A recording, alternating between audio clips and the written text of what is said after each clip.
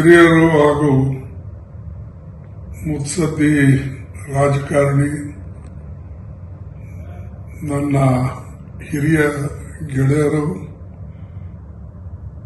ಮತ್ತು ಸುಮಾರು 1972ರಿಂದ ಇಲ್ಲಿವರೆಗೆ ನಾವು ಕೂಡಿ ಇರತಕ್ಕಂಥದ್ದು ಮತ್ತು ಎಲ್ಲರೂ ಅನೇಕ ಸಾರಿ ಭೇಟಿಯಾಗ್ತಕ್ಕಂಥದ್ದು ಒಬ್ಬ ಉದಾರ ವ್ಯಕ್ತಿಯನ್ನ ನಾವು ಕಳ್ಕೊಂಡಿದ್ದೇವೆ. ಇದರಿಂದ ನನಗೆ ಅತ್ಯಂತ ದುಃಖ ಆಗಿದೆ. ಯಾವಾಗಲೂ ನಾವು ದಾವಣಗೆರೆಗೆ ಹೋದರೆ ಅವ್ರ ಜೊತೆಯಲ್ಲೇ ಕಾಲ ಕಳೀತಿದ್ದೇವೆ ಮತ್ತು ಅವರು ಯಾವಾಗಲೂ ಬೆಂಗಳೂರಿಗೆ ಬಂದರೆ ಅವರು ನಮ್ಮ ಜೊತೆಯಲ್ಲಿ ಇರ್ತಾ ಇದ್ರು. ನಾನು ಅವ್ರ ಜೊತೆಯಲ್ಲಿ ಸಂಬಂಧ ಬೆಳೆಸ್ಕೊಂಡು ಜೊತೆಯಲ್ಲಿ ಇರ್ತಿದ್ದೇವೆ. ನಮಗೆ ಒಂಥರ ನಮ್ಮ ಮನೆ, ನಮ್ಮ ಕುಟುಂಬದ ಸದಸ್ಯ ಇದ್ದಂಗಿದ್ದರು. ಅಂಥ ಒಬ್ಬ ಸದಸ್ಯ, ಕುಟುಂಬದ ಸದಸ್ಯ ಇವತ್ತು ನಾನು ಕಳ್ಕೊಂಡಿದ್ದೇನೆ ಅಂತಕ್ಕಂಥ ವೈಯಕ್ತಿಕ ಒಂದು ದುಃಖ ನನಗಿದೆ. ಮತ್ತು ವೀರಶೈವ ಲಿಂಗಾಯತ ಸಮಾಜದ ಮುಖಂಡರಾಗಿ, ರಾಜ್ಯದ ರಾಷ್ಟ್ರದ ಮುಖಂಡರಾಗಿ ಅವರು ವೀರಶೈವ ಲಿಂಗಾಯತಕ್ಕೂ ಸೇವೆ ಸಲ್ಲಿಸಿದರು. ಜೊತೆಯಲ್ಲಿ ಶಿಕ್ಷಣ ಕ್ಷೇತ್ರದಲ್ಲಿಯೂ ಕೂಡ ಅವರು ಎಲ್ಲ ಸಮಾಜಕ್ಕೆ ಶಿಕ್ಷಣವನ್ನು ಕೊಡ್ತಕ್ಕಂಥದ್ದು ಮಾಡಿದರು. ಯಾವಾಗಲೂ ಬಡವರ ಬಗ್ಗೆ ಕಾಳಜಿ ಇಟ್ಟು, ವಿಶೇಷವಾಗಿ ಕೆಲವೇ ಮೆಡಿಕಲ್ ಕಾಲೇಜ್ಗಳಿದ್ದಾಗ, ಇಂಜಿನಿಯರಿಂಗ್ ಕಾಲೇಜ್ ಇದ್ದಾಗ ಅವರು ಸಾಕಷ್ಟು ಜನರಿಗೆ ಹಳೆ ಮೈಸೂರಿನಲ್ಲಿ ಮತ್ತು ಹೊಸ ನಮ್ಮ ಉತ್ತರ ಕರ್ನಾಟಕದಲ್ಲಿ ಎಲ್ಲರನ್ನ ಸಹಾಯ ಮಾಡತಕ್ಕಂಥ ಒಂದು ಅವರ ಹತ್ರ ಉದಾರ ಗುಣ ಇತ್ತು. ಅದರಿಂದ ಬಹಳಷ್ಟು ಜನ ಅವರಿಗೆ ಒಂದು ತಂದೆ ಸಮಾನ ಅಂತ ಹೇಳಿ ತಿಳ್ಕೊಂಡು ಅವರಿಗೆ ಎಲ್ಲರೂ ಗೌರವದಿಂದ ನೋಡ್ತಾ ಇದ್ದರು. ಮತ್ತು ಅವರ ಸ್ವಭಾವ ಏನಂದ್ರೆ, ಅವರು ಎಷ್ಟೇ ಸಮಯ ಕಳೆದ್ರೂ ಕೂಡ ಆ ದಿನ ಕೊನೆಗೆ ಮುಂಜಾನೆ ಅವರು ಯಾವಾಗಲೂ ದಿವಸ ಯಾವ ದೇವರ ಹೆಸರಿನಲ್ಲಿ ಅಥವಾ ಅವರು ಪೂಜೆಯನ್ನು ಮಾಡಬೇಕು, ಹಾಗೆ ಅವರು ಯಾವಾಗಲೂ ಎಲ್ಲೇ ಹೋದರೂ ಕೂಡ ಅದನ್ನು ಮಾಡ್ತಿದ್ರು. ಶಿವಭಕ್ತನಾಗಿ ಸೋಮವಾರ ದಿವಸ ಹೋಗ್ತಾ ಇದ್ರು. ಅದೇ ರೀತಿಯಾಗಿ ಹನುಮನ್ ದೇವರದು ಪೂಜೆ ಮಾಡ್ತಿದ್ರು. ಅದೇ ರೀತಿಯಾಗಿ ಅವರು ಈ ನಮ್ಮ ವಿಶೇಷವಾಗಿ ದೇವಿ ದೇವತೆಗಳ ಬಗ್ಗೆ ಒಂದು ಅಪಾರವಾದಂಥ ಅವರಿಗೆ ವಿಶ್ವಾಸ ಇತ್ತು, ಅವರಿಗೊಂದು ನಂಬಿಕೆ ಇತ್ತು. ನಾನು ಎಷ್ಟೋ ಸಲ ಹೇಳ್ತಿದ್ದೆ, ಇವು ಕೆಲವು ನಾವು ಮೂಢನಂಬಿಕೆ ಬಿಡಬೇಕು ಅಂತ. ಅವರು ಓಪನ್ಲಿ ಹೇಳಿದೆ, ಸರ್ ಆಯಿತು, ನನಗೆ ಯಾವುದರ ಮೇಲೆ ನಂಬಿಕೆ ಇದೆ ಅದನ್ನು ನಾನು ಮಾಡ್ತೀನಿ. ಅದೇ ರೀತಿಯಾಗಿ ಲಿಂಗಾಯತ ಸಮಾಜದ ಅನೇಕ ಸ್ವಾಮಿಗಳು, ಅನೇಕ ಮಠಕ್ಕೆ, ಅನೇಕ ಗುಡಿ ಗುಂಡಾರಗಳಿಗೆ ಅವರು ಉದಾರವಾಗಿ ಸಹಾಯ ಮಾಡಿ ಅವರ ಆಶೀರ್ವಾದವನ್ನು ಪಡಿತಾ ಇದ್ದರು.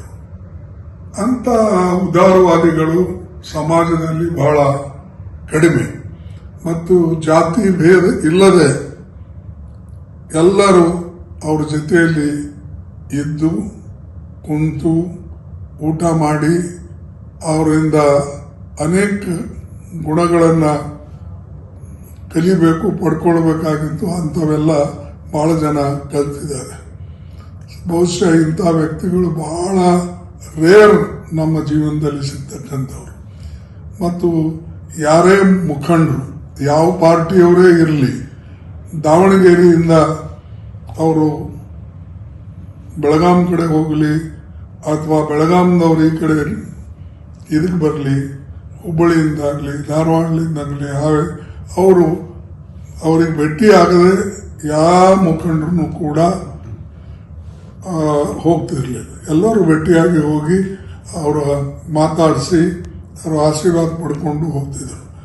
ಅದಕ್ಕೆ ಕಾರಣ ಏನಂದ್ರೆ ಅವರು ಒಂದು ಉದಾರ ಮನಸ್ಸು ಮತ್ತು ಬಂದವರಿಗೆಲ್ಲ ಊಟ ಹಾಕ್ಸೋದು, ಮಾತಾಡಿಸೋದು ಇದೆಲ್ಲ ಮಾಡ್ತಿದ್ರು. ಬಹುಶಃ ಇಂಥ ವ್ಯಕ್ತಿಗಳು ಬಹಳ ವಿರಳ ಸಮಾಜದಲ್ಲಿ. ವಿರಳ ಅಂದರೆ ಅತ್ಯಂತ ವಿರಳ. ಅಷ್ಟೊಂದು ಮತ್ತು ಯಾವ ಅವರು ಜಾತಿ ಭೇದ ಏನೂ ಮಾಡ್ತಾ ಇರಲಿಲ್ಲ. ಯಾವ ಸ್ವಾಮೀಜಿಗಳು ಇರಲಿ, ಯಾವ ಸಮಾಜದ ಸ್ವಾಮಿ ಇರಲಿ, ಯಾವ ದೇವತೆಗಳಿರಲಿ, ಗುಡಿ ಗುಂಡಾರಗಳಿರಲಿ, ಅವರು ಎಲ್ಲ ಕಡೆ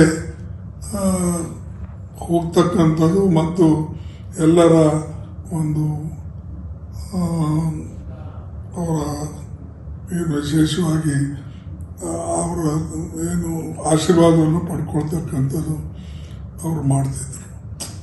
ನನಗಂತೂ ಬಹಳ ದುಃಖ ಆಗಿದೆ.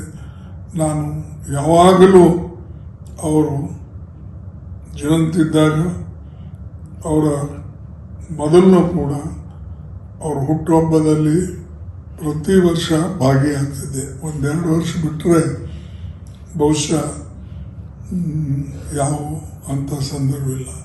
ಅವ್ರ ಮಕ್ಕಳು ಅಷ್ಟೇ, ಅವ್ರ ಮನೆಯಲ್ಲಿ ಇರ್ತಕ್ಕಂಥ ಎಲ್ಲ ಮಕ್ಕಳು, ಸೊಸೆಂದರು, ಮೊಮ್ಮಕ್ಕಳು ಎಲ್ಲರಿಗೆ ಅವರು ಒಂದು ಒಳ್ಳೆ ಸಂಸ್ಕೃತಿಯನ್ನು, ಒಳ್ಳೆ ಕಲ್ಚರನ್ನು ಕೊಟ್ಟಿದ್ದಾರೆ. ಅದಕ್ಕೆ ಅವ್ರ ಮನೆ ಶಾಂತಿಯಿಂದ ತುಂಬಿತ್ತು. ಎಲ್ಲಿ ಯಾವಾಗಲೂ ಏನು ಗಲಾಟೆ ಇರದೆ ಎಲ್ಲರನ್ನ ತೆಗೆದುಕೊಂಡು ಹೋಗ್ತಕ್ಕಂಥ ಗುಣ ಇದ್ದ ಕಾರಣ ಆ ಫ್ಯಾಮಿಲಿಗೆ ಎಂದು ಯಾರು ಅಥವಾ ದ್ವೇಷದಿಂದಾಗಲಿ ಅಥವಾ ಮತ್ತಾವುದಾರ ದೃಷ್ಟಿಯಿಂದಾಗಲಿ ಎಂದು ಯಾರು ನೋಡ್ತಿದ್ದಿಲ್ಲ. ಎಲ್ಲರೂ ಗೌರವದಿಂದ ನೋಡೋರು.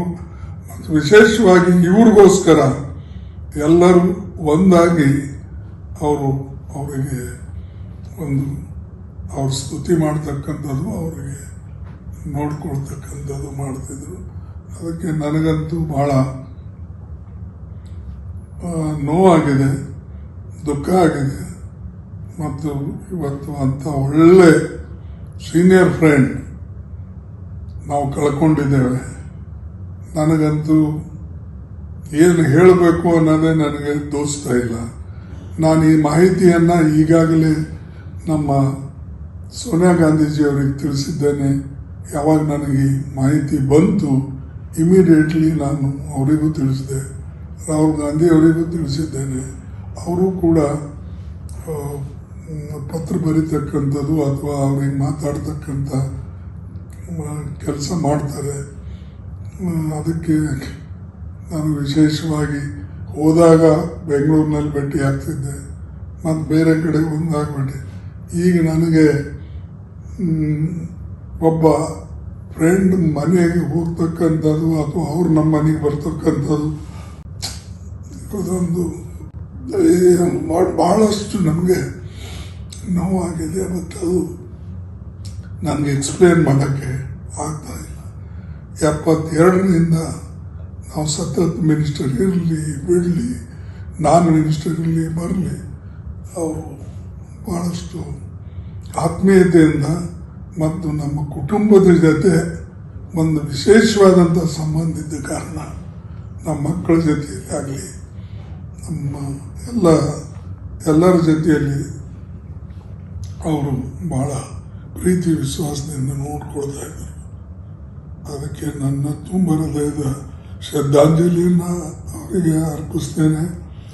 ಮತ್ತು ಅವರ ಮಕ್ಕಳಿಗೆ, ಅವರ ಸೊಸೆಂದರಿಗೆ, ಅವರ ಮೊಮ್ಮಕ್ಕಳಿಗೆ ಎಲ್ಲರಿಗೂ ಕೂಡ ಒಂದು ದೇವರು ಅವರಿಗೊಂದು ವಿಶೇಷ ಧೈರ್ಯ ಕೊಡಲಿ ಮತ್ತು ಶಕ್ತಿ ಕೊಡಲಿ, ಈ ದುಃಖವನ್ನು ಸಹಿಸ್ತಕ್ಕಂಥದ್ದು ಅವರಿಗೆ ಒಂದು ಧೈರ್ಯ ಬರಲಿ ಅಂತೇಳಿ ನಾನು ಹಾರೈಸ್ತೇನೆ. ಅವರೆಲ್ಲರಿಗೆ ನಾನು ಯಾವುದು ನೀವು ಅಷ್ಟು ನೋವಿನಲ್ಲಿ ಇರಬಾರ್ದು, ತಾಳ್ಕೊಂಡು ಹೋಗಬೇಕು, ಎಲ್ಲರೂ ಕೂಡಿ ಹೋಗಬೇಕು ಅಂತಕ್ಕಂಥದ್ದೇ ನನ್ನೊಂದು ಅವರಿಗೆ ಮನವಿ. ಮತ್ತು ನಾನು ಅವರ ಇದಕ್ಕೂ ಕೂಡ ಅಂತ್ಯ ಸಂಸ್ಕಾರಕ್ಕೂ ಕೂಡ ನಾಳೆ ಹೋಗಬೇಕು ಅಂತೇಳಿ ರೆಡಿ ಆಗ್ತಾ ಇದ್ದೇನೆ.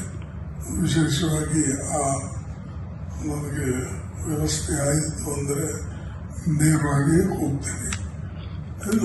ಮತ್ತು ಭೇಟಿ ಆಗ್ಬೇಕು ಮತ್ತೊಂದು ಸಲ ಅವರ ಅಂದರೆ ಅಂತ್ಯ ಸಂಸ್ಕಾರದಲ್ಲಿ ಭಾಗಿಯಾಗಿ ನನ್ನನ್ನು ನಾನೇ ಸಮಾಧಾನ ಪಡ್ಕೊಳ್ತೀನಿ. ಒಬ್ಬರು ವಿಶೇಷವಾಗಿ ನನ್ನ ಜೊತೆಯಲ್ಲಿ ನಾನು ಅವ್ರ ಜೊತೆಯಲ್ಲಿ ಸಮಯ ಬಹಳಷ್ಟು ಕಳೆದಿದ್ದೇವೆ. ಅದಕ್ಕೆ ಒಂದು ನನ್ನ ಪುಷ್ಪಾಂಜಲಿಯನ್ನು ನನ್ನ ಶ್ರದ್ಧಾಂಜಲಿಯನ್ನು ಅರ್ಪಿಸ್ತೇನೆ.